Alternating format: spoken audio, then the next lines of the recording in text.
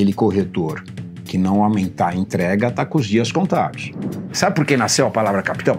Porque eu toda vez sempre falei que o mercado imobiliário é um grande oceano. Sempre tem peixe. O que você precisa entender, para onde está indo o cardume e que tipo de isca que te socorro. O corretor às vezes é limitado no número de imóveis que ele conhece e ele quer vender o que ele conhece, não o que a pessoa precisa. Então vender não é empurrar, vender é entender. Olá, seja muito bem-vindo ou bem-vinda ao Portas Abertas, o seu podcast sobre as histórias dos empreendedores por trás das maiores empresas do setor imobiliário. Todo episódio, um empreendedor ou empreendedora compartilha com a gente momentos marcantes da sua trajetória e como conseguiu se destacar nesse mercado. Hoje a gente está abrindo as portas para o Luiz da Mirante, fundador da Mirante, imobiliária dominante na Zona Norte de São Paulo, com 6 unidades no Brasil e experiência de sucesso na internacionalização da empresa, atuando em Portugal e Estados Unidos.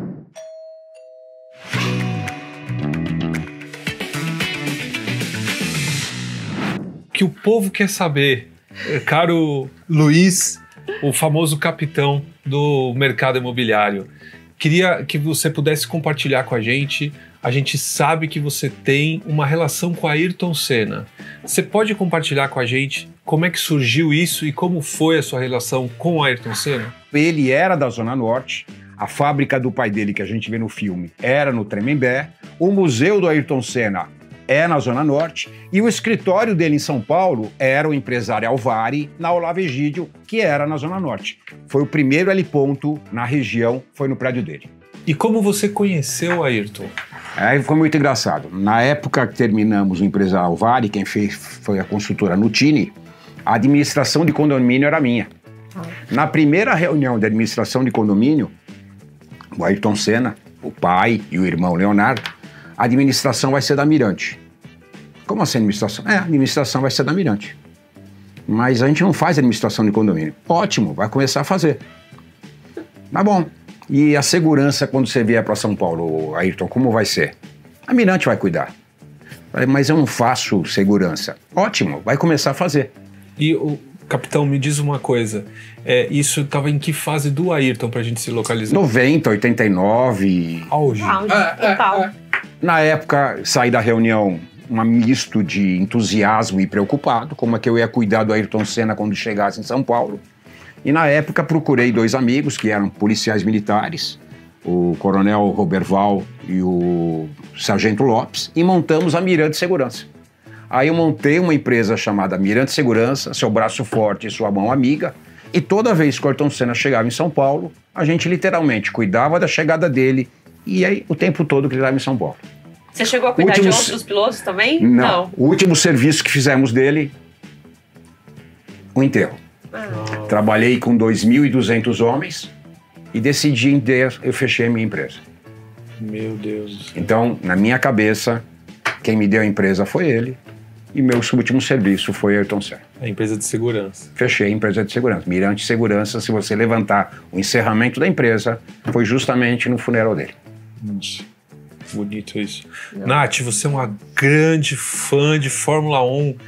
Vai, aproveita, pergunta alguma coisa do Ayrton aí que o povo quer saber. Eu acho que o mais interessante é a gente saber o dia a dia, né? Como era o seu contato com ele, como ele era como pessoa, as trocas que vocês tinham. A gente não tinha tanto acesso, como segurança, você sabe, existe uma diferença muito grande entre o VIP e o segurança. A gente acompanhava as coisas no dia a dia, mas a gente acompanhava literalmente quando ele saía para jantar, as corridas, a gente assistia os bastidores do dia a dia. E eu costumava brincar que a grande alegria dele era dar um olé na segurança. Ele saía com o carro, a gente saía atrás e de repente, cadê o Ayrton Senna? A graça dele era justamente nosso carro não acompanhar o carro dele, né? E na época ele trouxe a Audi, lembra? Sim. Foi a família Senna que trouxe a Audi. Então, literalmente, nossos carros não acompanham. E essa era a graça dele, né? Vamos então falar mais de Zona Norte, Luiz? A gente queria ouvir, assim, você é impressionante. Bom, a gente está com uma audiência que é nacional, então, assim, Santana e vários outros bairros absolutamente chaves, a Zona Norte, que é uma área muito importante no município. É importante falar, Ricardo, 3 milhões de habitantes. é muito maior do que muita metrópole, não é que é maior que cidade. Bom, né? Se você pensar que eu atuo em Portugal e Portugal inteiro tem 10 milhões, quando a gente fala em 3 milhões, é 1/3 do país Portugal. E a penetração da Mirante é algo que realmente chama a atenção no nível máximo. Você pode compartilhar com a gente como é que isso começou e o que fez você chegar nesse ponto de performance, digamos assim, ou de domínio do território? Ricardo, eu sou corretor há 46 anos e eu acho muito legal para quem está nos escutando, deve estar escutando a gente, cara que está chegando na profissão agora, cara que está querendo vir para a profissão. E eu falo que a grande minoria dos corretores enriquecem. Uma grande minoria paga as contas e a grande maioria vende o almoço para pagar o jantar ou vende o jantar para pagar o almoço. Simples assim, tá? Então, eu não quero ser exemplo para ninguém, mas eu falo que, olha para mim, capitão, hoje 64 anos, 46 de corretagem. Então, comecei com 18, ok? E comecei corretorzinho. Corretorzinho, não menosprezando, carinhoso. Comecei corretorzinho. Pastinha debaixo do braço, na época do mimeógrafo, na época ainda dos papelzinho colorido para cada tipo de imóvel, um tipo de papel, na época que não tinha telefone, na época literalmente que não tinha cadeira para corretor sentar. E você escutava do dono da imobiliária, lugar de corretora na rua. Eu na verdade me especializei em Zona Norte. Então hoje eu tenho 6 agências, 300 corretores em terceiros, fora lançamento e fora aluguel, que dá quase 500, mas totalmente na Zona Norte. Eu coloco 800 placas por mês na rua, eu recebo todo mês para cadastro 3 mil imóveis. Então é o resultado. Eu me especializei em Zona Norte. Eu te desafio, se você for para a Zona Norte, pelo menos uma placa em cada rua.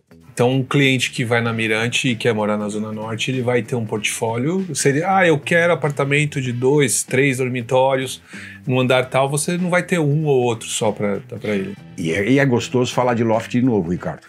Eu achava o pretensioso que eu era dono de 100% da Zona Norte.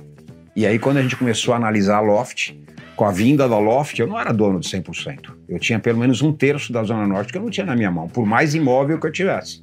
E nessa hora, de novo, plataforma Loft mais Mirante deram 100%.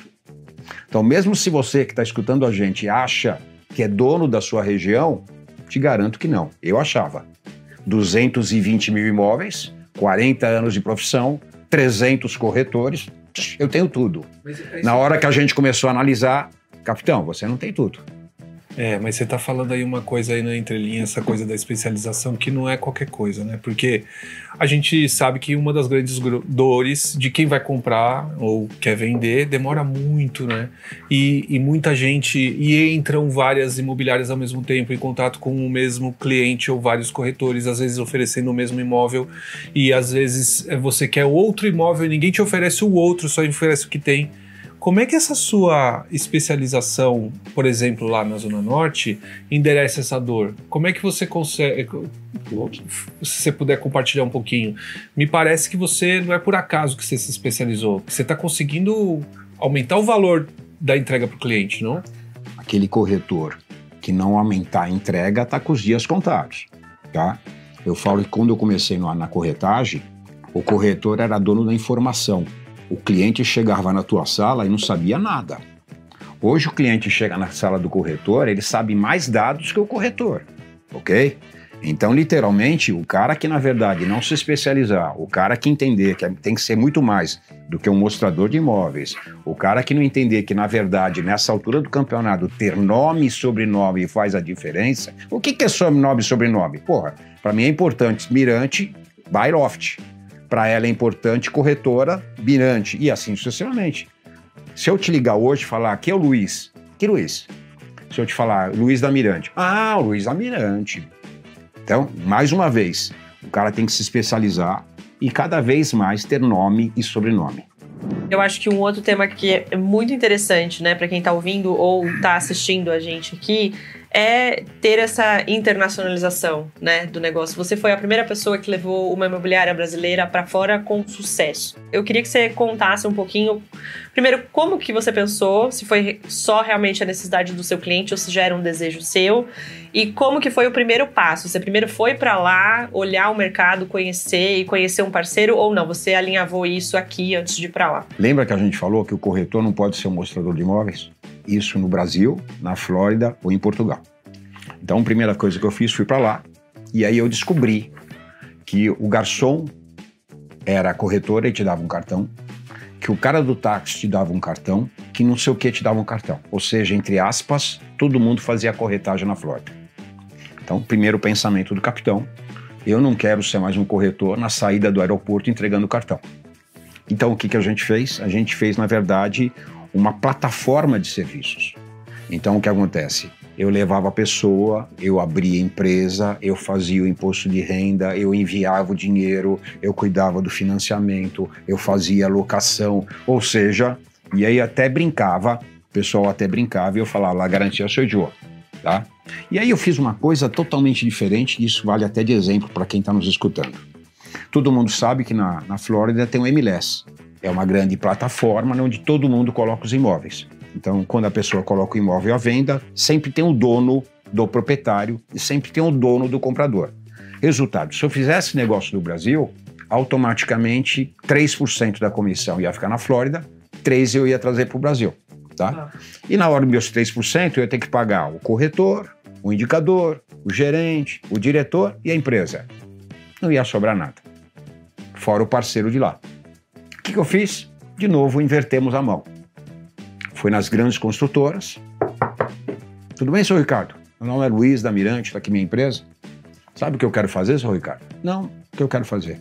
Eu quero pegar algumas obras suas e eu quero fazer um grande evento no Brasil. Como assim? Eu quero que, na verdade, você me dê algumas obras, me mande um engenheiro, construtor, alguém de vocês. Nós vamos para o Brasil. Eu tenho um rooftop na Mirante. E nós vamos fazer um jantar para 80, 100 pessoas que tenha potencial de compra. E nós vamos, pura e simplesmente, oferecer no Brasil.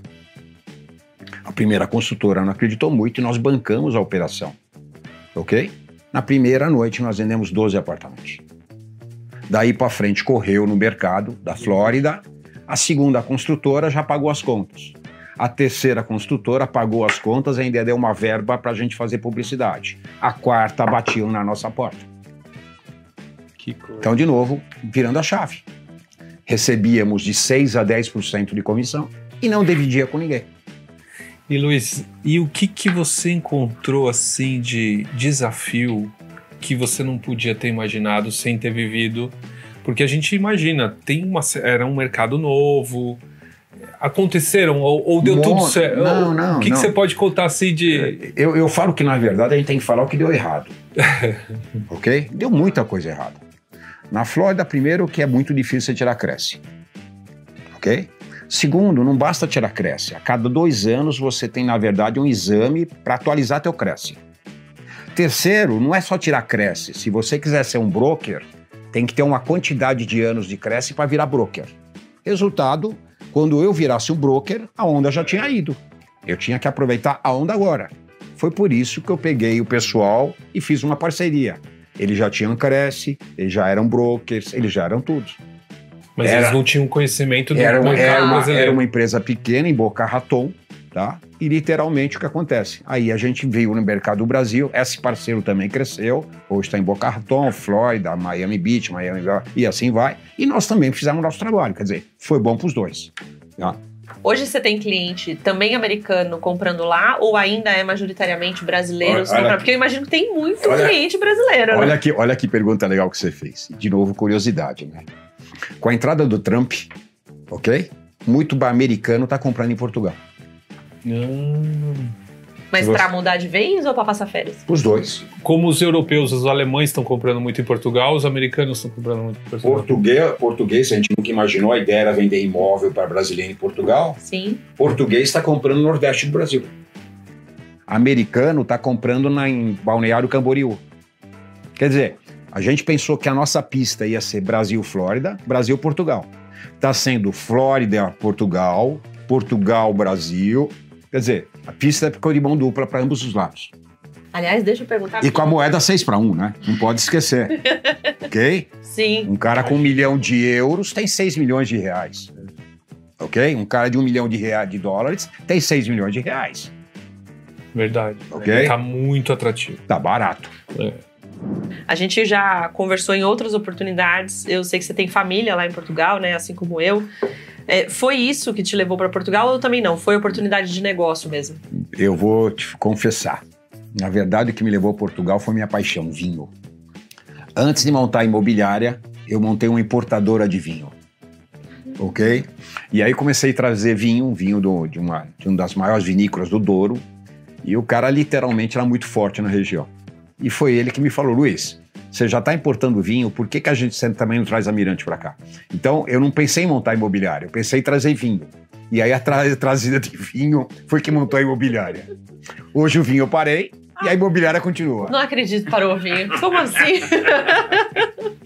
E lá hoje, aí curiosidade minha aqui, o que mais vende? É casa? É nas grandes cidades? É mais vila? Como que tá? Você falou brasileiro querendo ir lá, né? Se aposentarem, pessoas de bem de ou bem são de vida. jovens, com filhos. Eu tô lá há 6 anos, em Portugal, e nesses 6 anos mudou muito, tá? Então, por exemplo, lá atrás, quando nós chegamos, tinha um Gold Visa, tá? Que você investia 500 mil dólares ou 300 mil euros ou 500 mil euros e você ganhava cidadania.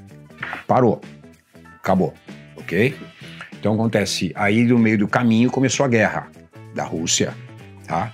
Não tem imóvel para vender, não tem imóvel para alugar e o preço do imóvel foi lá em cima. Então, o que a Mirante faz hoje em Portugal? Incorpora e constrói. E desculpa a pergunta ingênua, mas talvez mais gente tenha dúvida. Como é que essa causa e efeito da guerra paralisou o mercado? Não paralisou.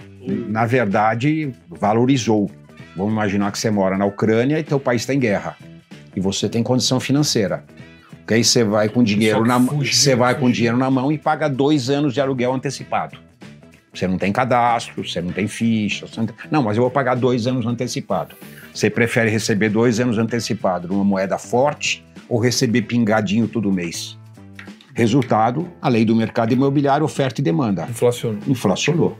Quando eu cheguei lá, você alugava um apartamento de um T1, de um dormitório, por 500 euros. E isso estamos falando de Lisboa? Hoje estamos falando de 1.200. Isso é Lisboa? Não, estou falando de modo geral. Estou falando de um modo geral, inflacionou de um modo geral. Agora, se você for comparar o preço do Porto, o preço de Lisboa e o preço de Cascais, não se compara. Vamos tentar falar para quem está nos escutando. O metro quadrado hoje de um apartamento novo no Porto, Vila Nova de Gaia, naquela região, em torno de 4.000, 4.500 euros. Ok? Em Lisboa, 18 mil. Meu Deus. E nós estamos falando de 200 quilômetros. E Cascais? 22, 24 mil. Praia, né? É a praia deles, o verão. Não, e lá Cascais, na verdade, são franceses, é outro público, Alemanha. é outro público. Com muito poder aquisitivo. Aí você perguntou para quem que, na verdade, a gente trabalha. A gente trabalha, a princípio, para o brasileiro, é o nosso forte, ok? Mas hoje eu trabalho para o português também. Tá? Então, literalmente, as minhas incorporações, hoje eu estou alugando para português. E aí a questão regulatória, como você contou dos Estados Unidos, como que foi enfrentar Lá isso? é muito mais tranquilo, boa pergunta. Lá não precisa ter Cresce. Não existe Cresce lá? Existe Cresce, mas só o dono da imobiliária. E aí e quem você coloca para trabalhar debaixo de você, você é responsável. Então somente o dono da imobiliária, e não é tão difícil que nem na Flórida. Você tira o Cresce, automaticamente você monta a imobiliária numa PJ. Olha que interessante. Interessante. Tá? Outra coisa que não existe lá, não tem MLS. E lá você briga contra as grandes redes. Então em Portugal é rede atrás de rede.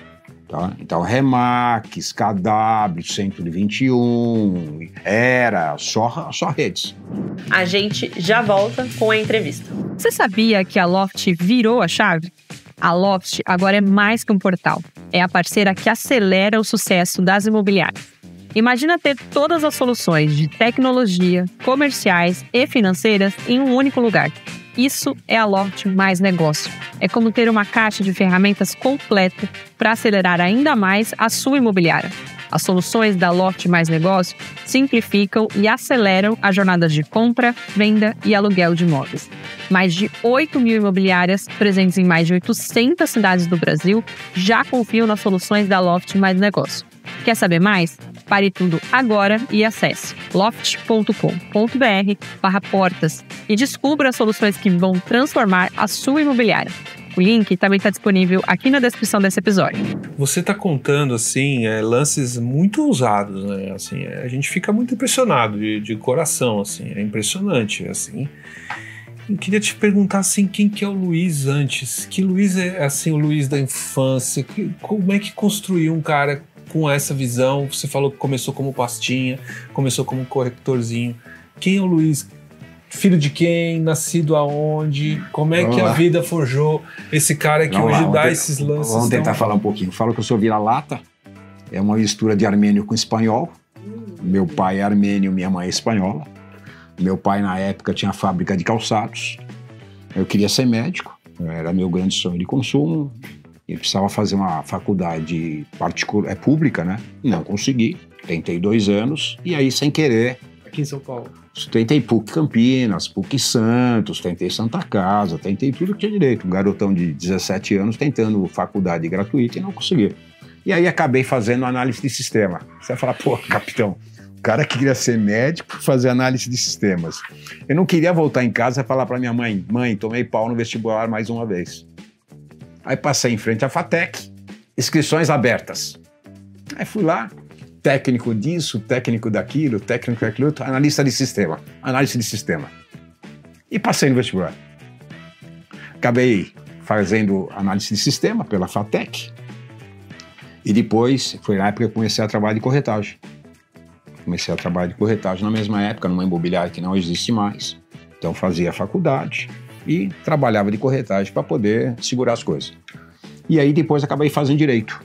Então, minha segunda faculdade, sou formado em Direito, mas aí eu já fiz mais para poder atender a imobiliária, poder atender os clientes. Vir num fechamento e falar, doutor, eu sou advogado, parece que não, mas dá uma... Tá? Então, às vezes o advogado aparece, somos colegas. E essa veia empreendedora, você identifica, vem do pai, vem da mãe, vem de você mesmo? Eu acho que todo imigrante, né, Ricardo? Eu acho que todo imigrante, eu falo muito isso na família, mas todo imigrante sabe o que é uma guerra, sabe o que é passar fome.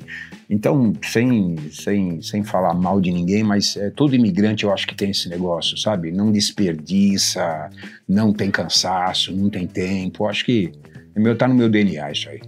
E não é só a corretagem, porque só nessa conversa aqui que a gente teve, você já falou da empresa de segurança, né? Quantas empresas você já teve? Dá uma novela das 8. Outro dia eu estava falando isso para minhas filhas.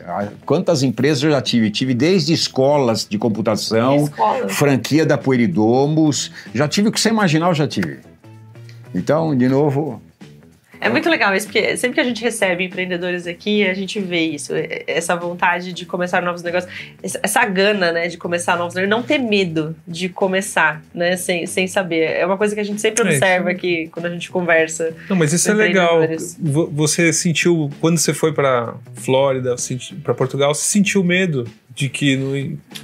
Quem fala que não sente medo, Ricardo, é mentira. Tá? Como é que você chega num lugar que o idioma é outro, que os costumes são outros e que você literalmente é um imigrante, ok? E literalmente eu brinco até hoje. Você tá com o teu carro lá, a polícia te para, você é um latino no rádio. Por isso simplesmente você é colocado numa cesta, você é um latino, como qualquer latino. Então, impressiona. Agora, de novo, se cada vez que um de nós que está assistindo aí tiver medo parar, eu acho que pelo contrário. Você tá no meio do deserto, continua andando. Levanta a cabeça e acelera, meu irmão. Você já falou, né, todos os negócios que você já teve, mas eu já ouvi você dizer em mais de uma situação que corretor é a melhor profissão do mundo. Por que você acha que corretor é a melhor profissão do mundo? Mas eu tenho certeza. Se tudo desse errado na minha vida e eu fosse começar de novo, eu começaria corretor. Por que eu te falo isso? É uma das poucas profissões que tem um valor agregado alto, que teu investimento relativamente é pequeno, o teu estudo, tua preparação relativamente é pequeno e pode ter ganhos absurdos. Eu falo literalmente que eu conheço N corretores que acordaram de manhã, não tinha dinheiro para o almoço e trocaram de carro no mesmo dia. ok? Então vamos pensar num ticket médio, sei lá, 1,5 milhão. Ticket médio 1,5 milhão, 6%, são 90 mil. Se ele for um corretor, eu ganho 45. Vou falar agora olhando para eles, ó. Só tem constância se porventura o trabalho dele for inconstante. O grande problema do corretor é o seguinte, olha. Ele trabalha, ganha dinheiro. Aí ele para de trabalhar. Ele para de trabalhar. Outra coisa que eu vejo, e é o grande pênalti do mercado imobiliário, falta de estudo. Estudo que eu falo na faculdade, na escola, é estudar o mercado. O mercado está mudando numa velocidade absurda. O cara tem hora que você fala para ele, taxa Selic, tem coisa que você fala, taxa o quê? Por incrível que pareça. Então o cara quer vender um imóvel que não conhece. O cara às vezes não quer levantar para tirar uma fotografia. O cara não quer levantar para conhecer o imóvel. O cara pega o imóvel para vender e não pergunta se você é o proprietário. De novo, sabe? Então, de novo, o dinheiro só falta para aquele que porventura não leva a profissão a sério. Eu sempre falo isso, Ricardo. Aquele que leva a profissão como bico vai ganhar como bico. Simples assim. Aquele cara que leva a profissão a sério, negão, te garanto, não falta dinheiro. Sabe por que nasceu a palavra capitão? Conta pra gente. Então, porque eu toda vez sempre falei que o mercado imobiliário é um grande oceano, ok? Sempre tem peixe. O que muda é o tipo do peixe, ok? E o corretor tem que mudar o tipo da isca, o tipo do anzol. Então tem a época da sardinha, quando a taxa de juros está baixa. É o pessoal do financiamento. Tem a época do tubarão. Então, de novo, o mercado imobiliário é farto. O que você precisa entender, para onde está indo o cardume e que tipo de isca tu precisa opor. Bom, agora a gente tem que perguntar, né, Nath? A taxa de juros está alta, o câmbio está explodindo, o governo está tentando coisas que por enquanto não geraram efeito. Aparentemente a tendência de curto prazo é de alta de juros. Como é que você vê o mercado? Como é que está o mercado? Você falou que está mudando muito e tem outras coisas acontecendo ao mesmo tempo, como mais tecnologia, etc. Para onde o cardume está indo nesse momento? Ricardo, na verdade o corretor ganha dinheiro na passagem do dinheiro, ok? Não importa se é do rico para o pobre, do rico para o rico ou do pobre para o pobre. É da passagem de dinheiro. Hoje é o momento daquele cara que está com dinheiro e quer fazer bons negócios. Então vamos imaginar, eu preciso vender meu imóvel.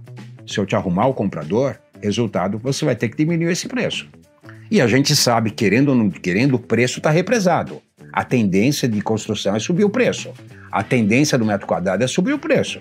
Então, se eu pegar uma pessoa com dinheiro na mão e dentro do meu cardume eu enxergar aquelas pessoas que precisam vender, o negócio está feito.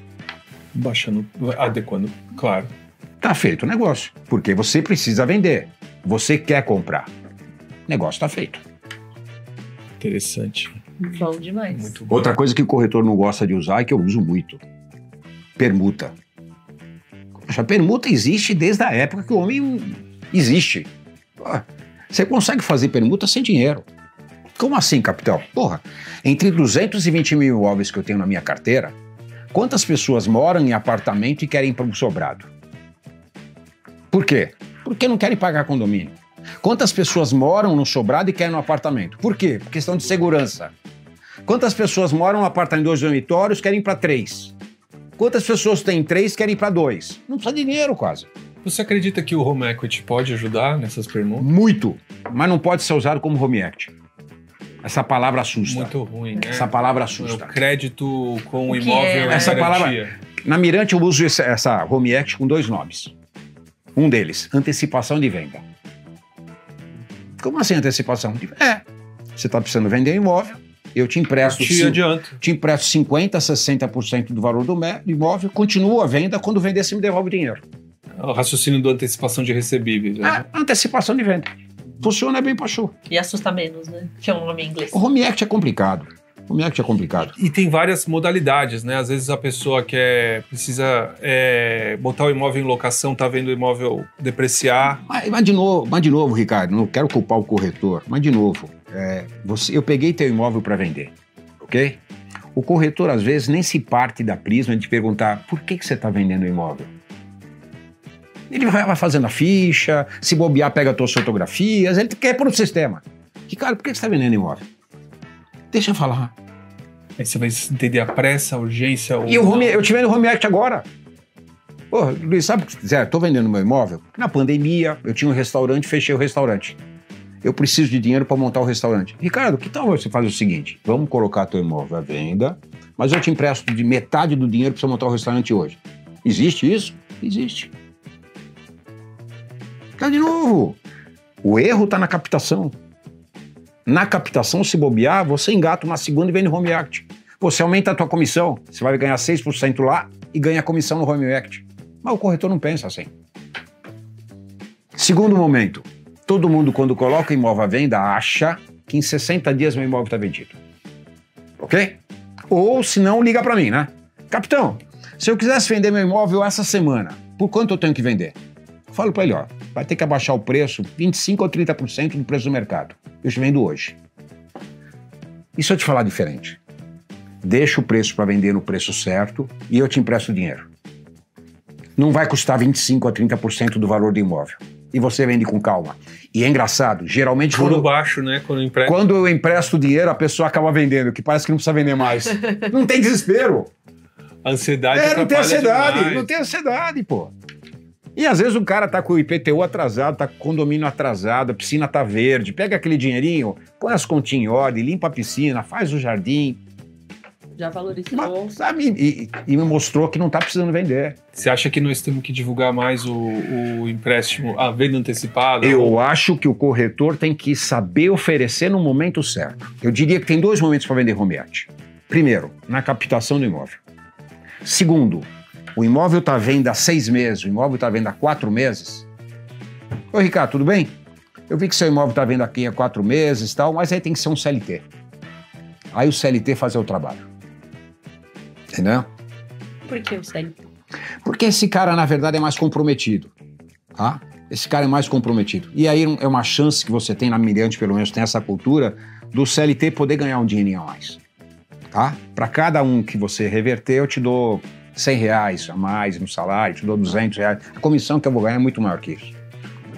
A gente falou aqui de passado, né, da sua entrada no mercado imobiliário, falou das suas experiências internacionais, mas eu queria falar um pouquinho também de futuro. O que o Luiz vai estar fazendo daqui a 10 anos?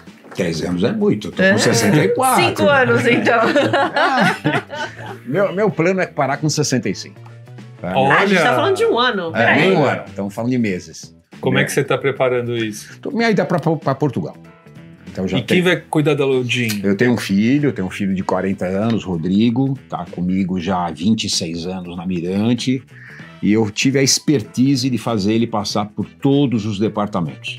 Então ele foi office boy, trabalhou no marketing, trabalhou no TI, trabalhou no aluguel, trabalhou nas vendas. Então literalmente minha sucessão tá mais ou menos feita. E como que é conseguir transferir a fome para quem nasceu numa situação melhor? Isso eu não vou conseguir.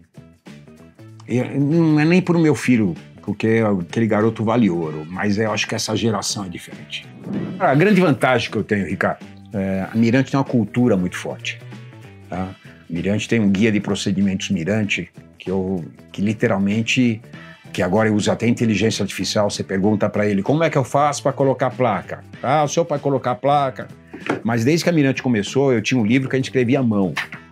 Se você chegar lá para trabalhar de secretária, tem um guia de procedimentos, o que uma secretária faz. Então a Mirante tem uma cultura muito forte. Então a Mirante está programada para trabalhar sem um capitão por perto. É muito importante isso, né? Porque a gente tem muitos negócios familiares no setor imobiliário que nem sempre sobrevivem, né? A saída do fundador. E os 2 pontos que você trouxe, preparar a sucessão, mas também preparar o processo e a cultura para que ela viva, né? Na ausência da pessoa que... Quer ver outra vantagem que eu faço na Mirante, que todo mundo que está assistindo pode fazer? Na Mirante tem plano de carreira. Então a Mirante tem 40 anos, eu tenho corretores que estão comigo há 38, 37. Isso não existe. Nem com o cara tem CLT, imagina um cara que não tem nada. Uhum. Tá? Mas hoje eu tenho 5 diretores. Tá? Todos começaram corretores. E o cara que está em Portugal começou corretor. Então tem plano de carreira na Mirante. Então dificilmente eu vou entrar no LinkedIn e contratar um diretor para Mirante. Não existe isso. O cara tem que ter o meu DNA. O cara tem que ter o DNA do navio. Então isso também me ajuda bastante. porque todo mundo está acostumado como funciona a Mirante.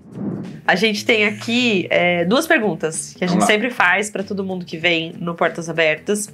E a primeira é: o que você mudaria na sua trajetória? Pode ser de vida, pode ser profissional, ou também, se você quiser falar não mudaria nada, tá valendo também. Eu acho que eu vou por essa opção. Eu até brinco de que eu fumo charuto, todo mundo sabe, e às vezes eu fico conversando comigo mesmo. Se eu tivesse que nascer de novo, eu gostaria de ser o mesmo Luiz, ser o mesmo capitão, ter a mesma empresa, ter os mesmos filhos, ter a mesma esposa. Eu tô feliz, até pelo que eu fiz. Eu chamo isso de felicidade. Estou feliz. Eu acho que eu fiz tudo o que eu podia com as condições que eu tinha na época. Talvez hoje, com uma visão diferente, mas naquele momento era o que eu tinha que fazer. Então, o que o Luiz... É clichê, mas a gente vai. O que o Luiz de hoje falaria para aquele Luiz de 18 anos? Que dica que você daria para ele? Acredita que vai dar certo. É um sonho que deu certo, Almirante. Eu falo que é um sonho que deu certo.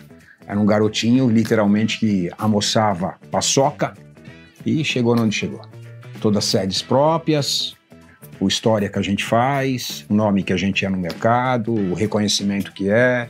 Hoje cúpula, BMI, trabalhei no Cresce durante 14 anos, tive uma vida acadêmica dentro do COFES, quer dizer, eu acho que eu fiz o que eu podia pela categoria. E hoje, mais do que nunca, todo mundo sabe do aplicativo que eu estou desenvolvendo, o Corretop. Meu legado é, literalmente, deixar educação gratuita para toda a categoria. Eu quero que o corretor de manhã ele receba aqui, com inteligência artificial, treinamento gratuito. Literalmente. Tá? O cara só não vai estudar porque não quer. E qual que é a parte do treinamento que você acha que mais impede que o cara feche o negócio? A primeira entrevista com o comprador, eu acho que isso é o maior pecado que existe hoje. O corretor, às vezes, é limitado no número de imóveis que ele conhece e ele quer vender o que ele conhece, não o que a pessoa precisa. Então, vender não é empurrar, vender é entender. E aí, o seu treinamento vai orientá-lo na primeira entrevista ao cliente, por exemplo? O treinamento vai de tudo, Ricardo. Vai desde uma avaliação, até a primeira entrevista, até vender home action, até vender consórcio, até vender tudo. São mais de 500 horas por mês de treinamento, aberto em tudo. Mas ele é ligado no CRM do Vista, por exemplo. Ok? Então vamos imaginar que você tem uma meta para atingir e você não atingiu. O Vista alimenta e eu fico sabendo o que você não fez. Eu não coloquei placa, por exemplo. Amanhã você vai receber material sobre colocação de placa. Na primeira vez eu vou te mandar um vídeo de 3 minutos. E aí eu vejo que ela assiste 1 minuto e para. O segundo vídeo é de 1 minuto. Aí eu mandei para ela um áudio, reparei que o áudio ela não escuta. Eu não mando mais áudio para ela, ou seja, acaba virando um Netflix. Eu acabo dando instrução para ela, mas do jeito que ela gosta. Mas, capitão, como é que você chega nela todo dia? Todo dia, quando ela ligar o celular, ela vai receber uma mensagem de WhatsApp do Corretop. Essa é a intenção. Muito legal. E aí pro líder? O líder tem mapa de calor. O líder consegue saber na equipe dele quantos estão fazendo o curso e quantos não estão fazendo. Ok? E qual o próximo passo disso, capitão? Próximo passo do Corretop, aberto para a sociedade, e você vai verificar. Pô, o capitão tem 46 anos de corretagem, o Cresce dele é número 6.000, dá uma olhada. O cara tem... Ou seja, o cara vai querer fazer cursos, porque cada cursinho que ele fizer aqui, ele vai ganhar desenho debaixo da figurinha dele. Então, de novo, criei uma gamificação na brincadeira, mas ao mesmo tempo dei instrução e para a sociedade nós vamos dar serviço. E um marketplace de serviço imobiliário de corretagem. Por exemplo, mas como é que funciona? Vamos imaginar a Loft.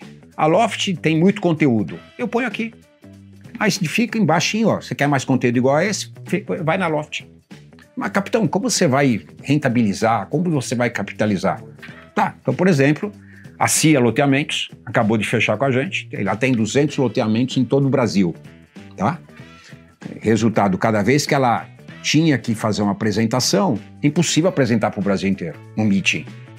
E cada vez que acontecia uma venda, ligavam para a secretária. Esse lote está vendido? Esse lote não está vendido? Ele criou dentro do Almirante, dentro do Corretop, um ambiente CIA. E quem quer material da CIA, entra lá e pega. A CIA está me pagando uma taxa por mês. Você um distribuidor para ele. Ok? E, de novo, eu tenho respostas para ele, eu tenho mapas de calor. quem olhou a tabela, quem olhou, assistiu o meeting, quem não assistiu. Então ele vai, pô, se o imobiliário não vendeu nada. Não vendeu nada também. Nenhum corretor assistiu o meeting. Nenhum corretor olhou a tabela, quer vender como? Coisa que hoje ninguém tem respostas. Tá? Então, de novo, esse aqui é meu desafio, esse é meu legado para a profissão. Genial. Aí só lá do scooter, lá de Cascais, vendo o mapa de calor do pessoal. E fumando meu charuto, tomando vinho. Ai, eu esqueci de fazer a última pergunta. Qual é? É porque a última pergunta é: qual é a dica que você dá para quem tá entrando nesse mercado ou é um corretor que quer abrir uma imobiliária? Mas você deu 15 dicas. Você quer dar mais alguma, Galtão? Então vamos lá, por etapas. Você vai entrar na profissão, quero abrir uma imobiliária. Não é porque eu tenho imobiliária que eu não quero que você abra. Trabalhe pelo menos 2 anos na imobiliária de alguém. Ok? Monte sua imobiliária. Um dia eu montei a minha. Mas trabalha pelo menos 2 anos na imobiliária de alguém para entender o que é imobiliária. Da teoria para a prática, tudo é diferente. Tá? Para você que está começando agora, o que eu te falaria? Melhor profissão do mundo. Tá? Mas, de novo, crie um nicho de mercado e se especialize. Não queira vender tudo. Não queira fazer tudo. Mas se especialize por área, por tipo de público, quais são os possíveis? Eu acho que essa resposta nem eu nem você pode dar para essa pessoa que está assistindo. Eu acho que ele tem que começar numa imobiliária. Teoricamente, ele vai começar numa região que ele mora, tá? E aí, no dia a dia, ele vai entender. Quero trabalhar alto padrão, quero trabalhar baixo padrão, quero trabalhar casa, quero trabalhar... Automaticamente. Agora, na hora que você escolher um bairro, vamos imaginar, eu vou ser o especialista desse bairro. Um exemplo, tá? Então não tem ansiedade para tomar essa decisão, tá? Agora, na hora que você identificou, para de pular. Se especializa nessa região, se especializa nesse tipo de cliente, só coloca a placa nessa região, só faz anúncio nessa região, só pega lead dessa região. Seja especialista daquela região. Eu tenho um colega meu que ele vive de um condomínio. Ele mora num condomínio que são 12 prédios. Ele é o corretor do prédio. Ele vende 1, 2 apartamentos por mês. Ele é o xerife do prédio. Todo mundo fala, não, eu só cuido desse condomínio. E tá feliz, tá feliz. Não é corrida, Ricardo. Não é corrida, ok? Todo mundo acha que é uma corrida, não é uma corrida. O importante é quanto dinheiro você leva para casa no final do mês. Com que constância, com que frequência. Não é corrida. Esquece rede social.